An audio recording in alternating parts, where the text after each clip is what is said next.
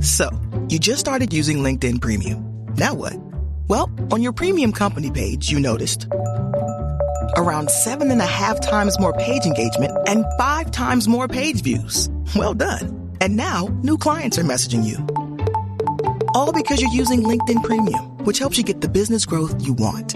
Think big, small business. Think big.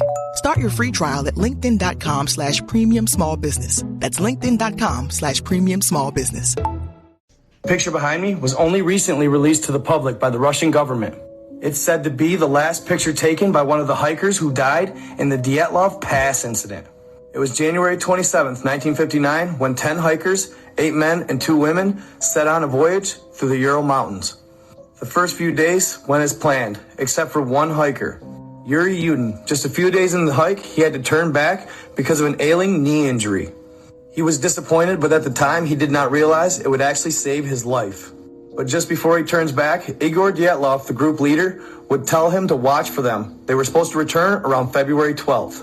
The 12th would come, and they still hadn't returned, but nobody raised a concern until later.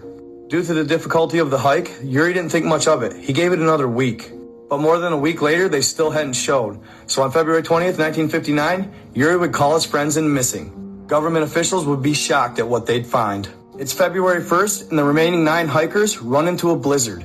As a result, they would end up stopping at a camp base near a mountain. Here, they would drop off the excess gear they gained from Yuri's departure.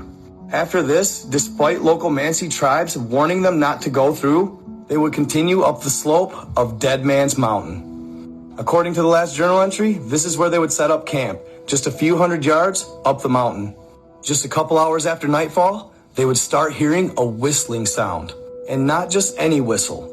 It would resemble a deep, train-like whistle. It would continue to get closer and closer until whatever it was just outside of their tent. At this time, they began cutting holes at the top with their knives to peek through, before eventually cutting a massive hole and escaping from the inside of the tent.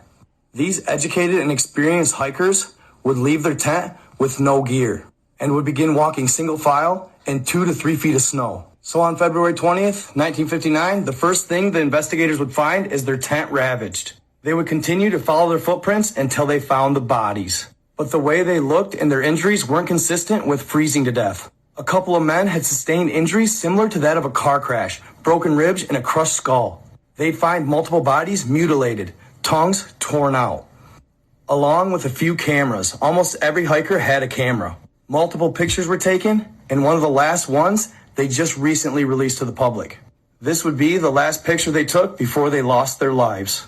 The local Mansi natives would refer to them as Mank, forest people, what the Russians call the Yeti.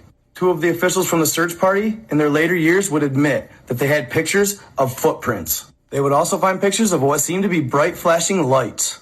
And just a day after their presumed death on February 2nd, the Russian government would discontinue a mission to catch one. What a coincidence. Maybe those were the flashing lights. Like and follow.